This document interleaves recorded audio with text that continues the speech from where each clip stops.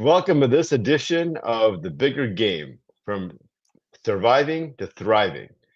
Our guest today is Richard Kramer, board member from Cares at Farmington Hills, food pantry that serves what, 5 or 6 communities in the area, Richard?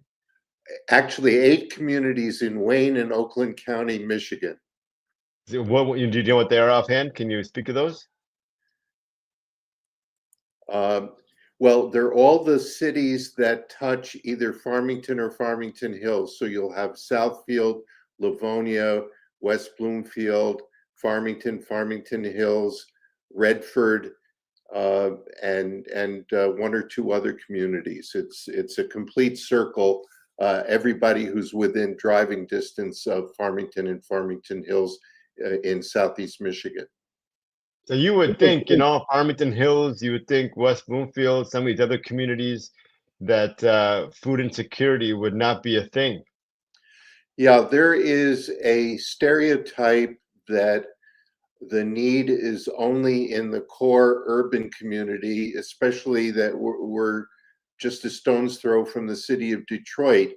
The problem is in the law of averages. If I told you to walk across a river, which is on average 3 feet deep and would come up to your chest, you would probably walk across that river. But at some spot in the river could be 25 feet deep and you would drown.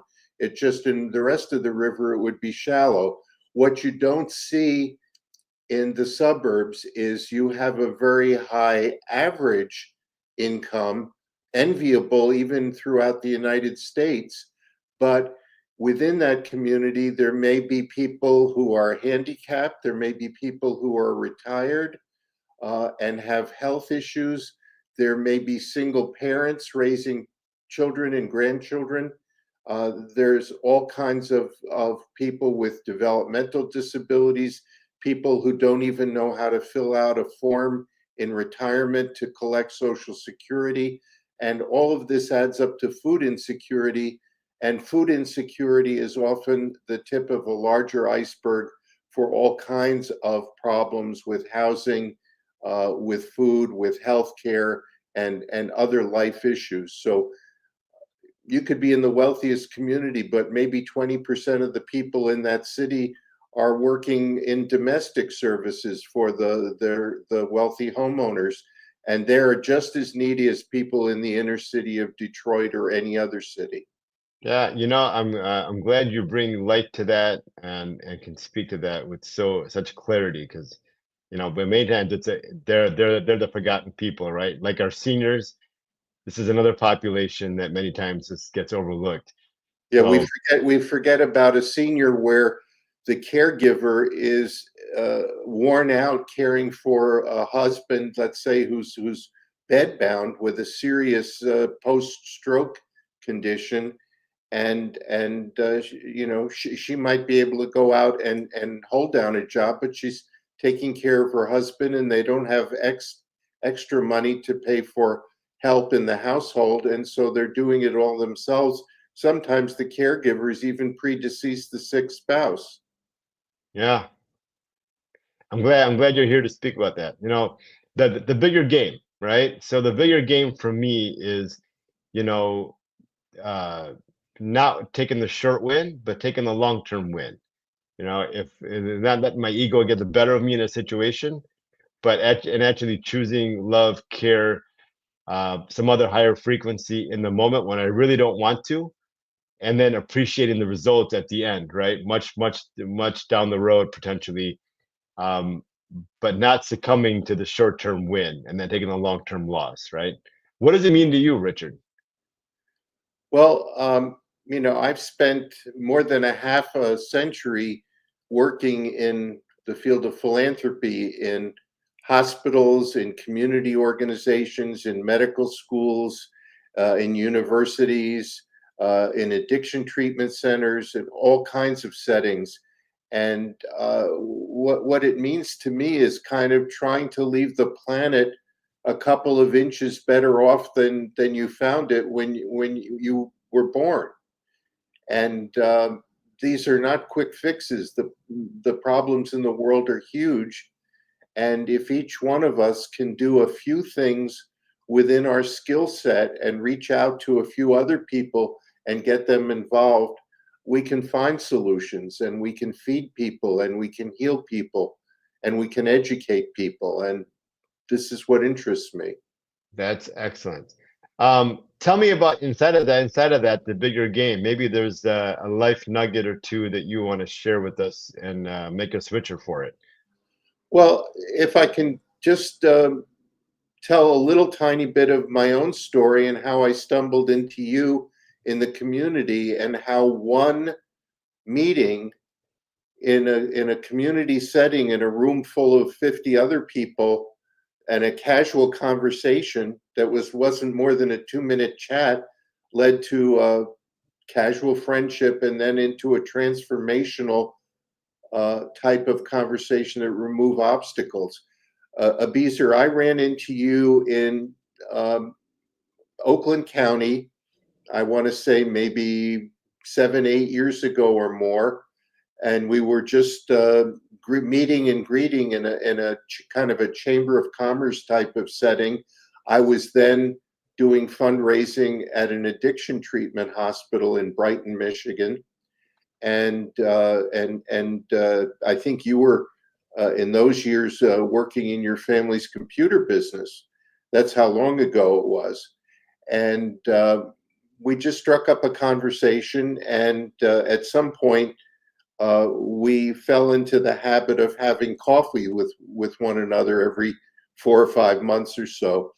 And there came a time about 2.5 years ago when I had to drive my wife to a doctor's appointment, and I knew that the doctor was not even half a mile from your office. And I said to my wife, I'm going to give a friend a call, so I'm not just sitting in the parking lot. Maybe he'll have a minute to have a cup of coffee with me while you're in your checkup. And so I called you. You made yourself available, and you asked me of a few open-ended questions. And one of the questions that you asked was, "What are you doing with your life? And what do you want to do with your life?" And I said, well, this was just post COVID. And I said that, I had retired from full-time fundraising and had been involved with a couple of charities as a volunteer, helping them raise money. And during COVID, there was one charity, an educational charity, that had such impacts to its income stream that it was at risk of having to lay off a number of employees. And so I said, if you're willing to let me in as a volunteer, and this was an international charity, we met only over Zoom, and there were people from 3 or 4 continents who were in on these phone calls. And I said, I have some ideas that have been successful in other settings. Maybe I can help you. And so I assessed their situation and said, I think if we created some new leadership groups, we could interest people in getting more active and raising some new money. And within a matter of less than a year, we had raised approximately $600,000 of new money for that charity. They didn't have layoffs, and they still continue to do well now. Their involvement with me ended soon after that. They hired some outside professional counsel, and so I was casting about for some new things to get involved with. I became involved with another educational and cultural organization here locally, and I felt like I didn't fit in. I just wasn't able to make the kind of contributions that I felt I should make. And then you and I had coffee, and I described my situation as a person who wanted to make a difference in the world and had some success in doing that and some frustrations in doing that. And I said, do you have any ideas, Abizer? And you said, let me make a phone call. Why don't you take it from there? Well, I think your journey is your journey. I think you ended up volunteering at CARES from there, and then, I think a lot of it came down to shutting the door, right, and having it yourself. You want to Yes. speak to that, perhaps? So if I take the mic back, Abizer, in a space of about 5 minutes, um, opened up his address book on his phone, called the executive director at a charity here in Farmington Hills that serves Wayne and Oakland County communities where there's food insecurity.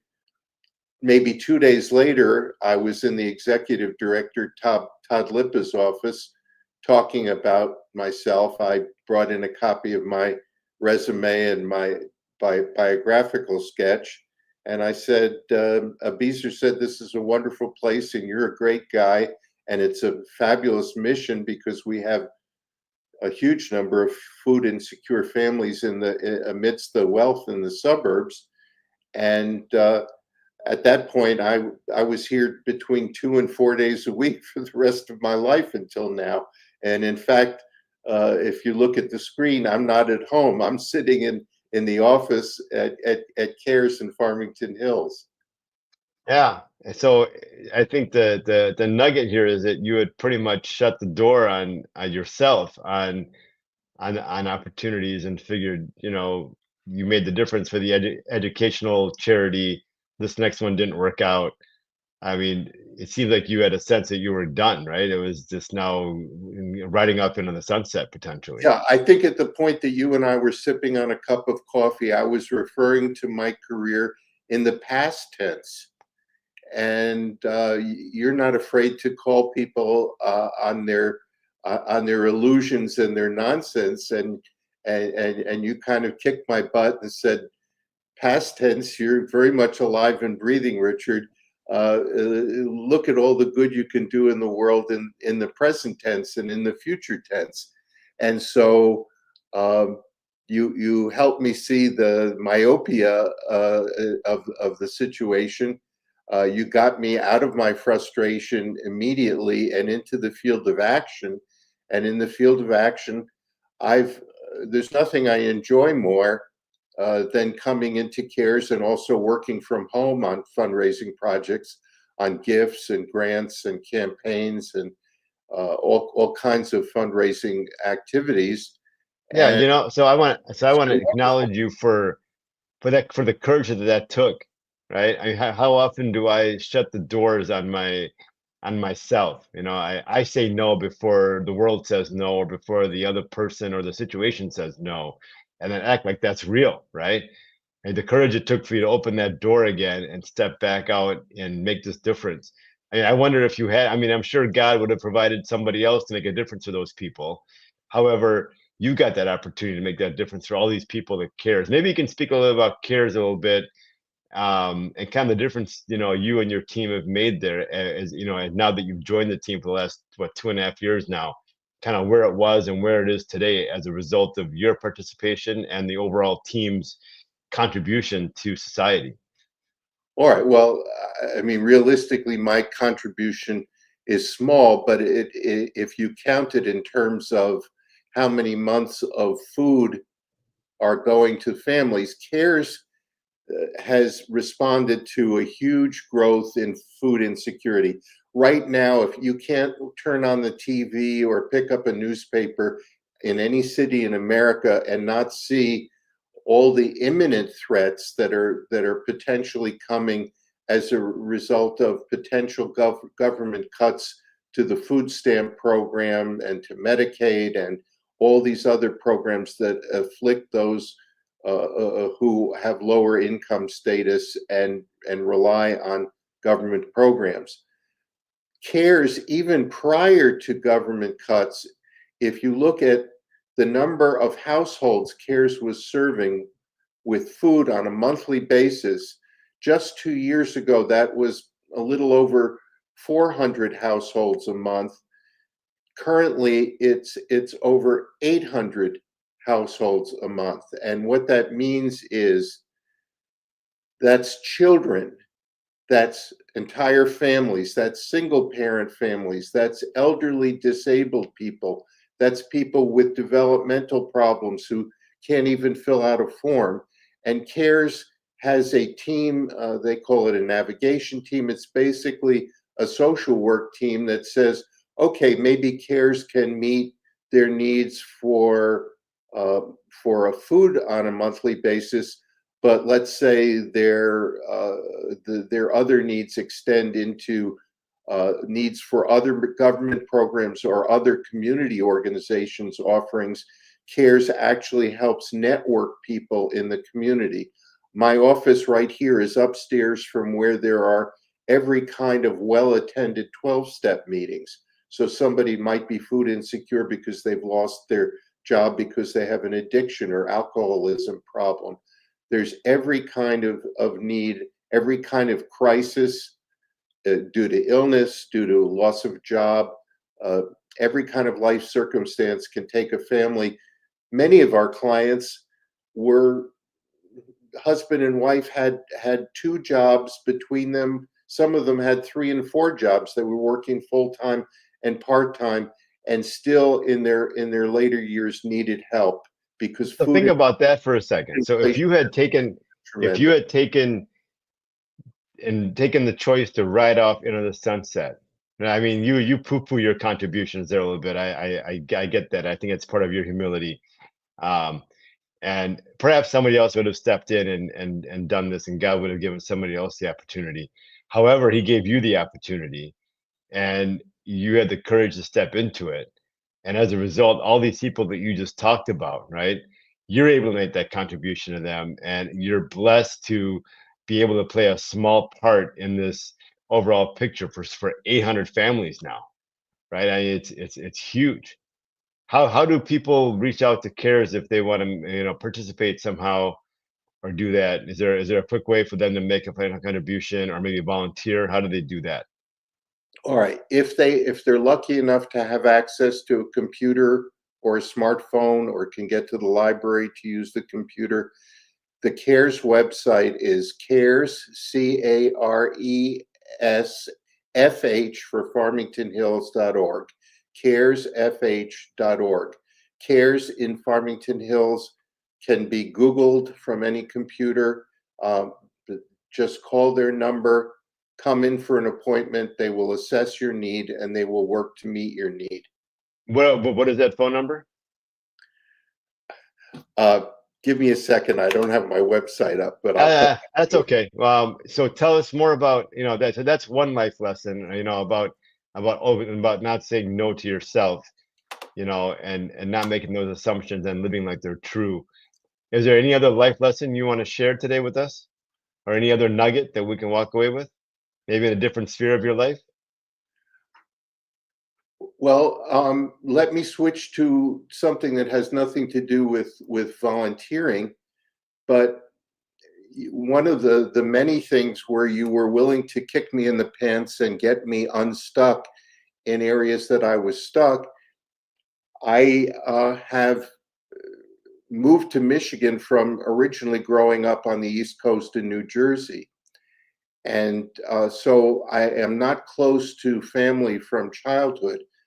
I recently learned that um, a cousin of mine is in a hospice situation, has been fighting cancer for 5 years, even though the doctors only gave him 2 years to live. But I would not have been in touch and in touch as often with my cousin if you hadn't said whatever excuses you have for not being in touch with people in your life and just letting them drift or become more decent, set them aside. They're just stories, they're not useful. And so I was in touch much more with my cousin to the point when just last week his daughter called me and said, um, my dad uh, has just a small number of people that he wants to know that the end is coming and he's in the care of the hospice and he's comfortable. but he asked me to call you, and he has the strength to speak in the morning hours of the day before he gets worn out, so you can give him a call. And I spoke with him, and I had been only in touch with him maybe every half a decade. But since my meeting with you a couple of years ago, I've done more outreach to old friends, to family, to colleagues I know professionally in other cities, and I have a lot more of that work to do.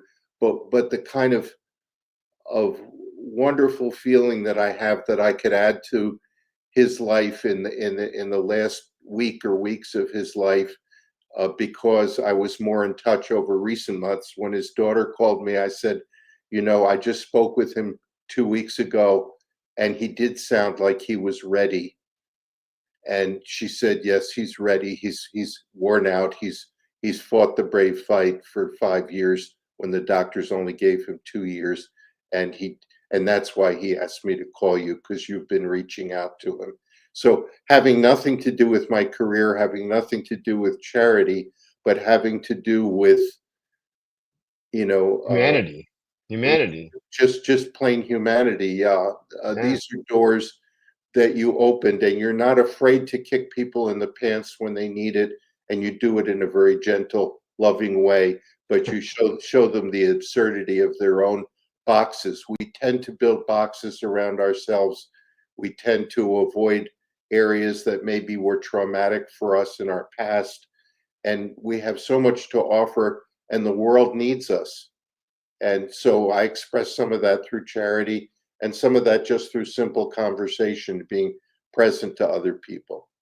Yeah, simple acts of kindness. And again, playing the bigger game, taking yourself on to the next level and reaching out to those people, regardless of whatever head trash was going on in your head about it's been so long or whatever else conversation you were having, you put this aside and pick up the phone to the point that this person now you made such a contribution to this person in their last few days that they reached out to you and wanted to speak to you and letting you know where their status is. I mean, that's priceless.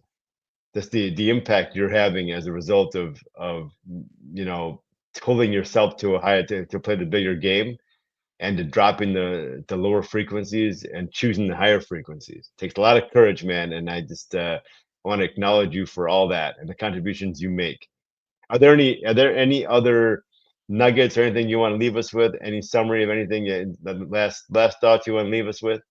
Yes, I'd like to give people my email here at CARES if they want to reach out to me, if I can help connect them to services, or if they want to consider volunteering. We have over 160 volunteers, and there are only maybe 5 staff members here. So if you can imagine how vibrant a charity is, with 5 part-time, nobody here is even on full-time salary, 5 part-timers and 160 volunteers are feeding 800 families every single month. And people come here, they love it. There's one guy who just loves driving that refrigerated truck to people who are homebound and bringing them fresh food. I mean, he was a professional in his career, not a truck driver. He just loves driving that truck. So it's very, very fulfilling. The people here are amazing and wonderful. My email is rkramer at caresfh, that's caresfh.org. And Abizer, if other people would want to have a conversation with you about opening up their own potential, how could they get a hold of you, Abizer? Oh, that's very kind of you. That would be abizarrashid.com. It's just my name. A as in apple, B as in boy, Izer Rashid, RASHEED.com. They can find me on the website. They can find me here at LinkedIn, Facebook, YouTube. So, social media channels, platforms. But yeah, I did again. I'm taken aback by the simple act of a choice that you made 2.5 years ago and the impact it's had on your life and the life of those around you and those who knows countless how many other lives that you've impacted through cares and just through your own personal, interactions with people as a result of not just riding off into the sunset, when that would have maybe been the easier thing to do. So I just want to acknowledge you for that, and I thank you for your time today. You've given Thank you ourselves, for you've changing my given, life to be, sir. yeah, blessed to have played a small part, Richard. Thank you. I just wanted to thank you for your time and the contribution you've made for all of us here today. Thank you, Richard. Thanks again. All right. Bye bye.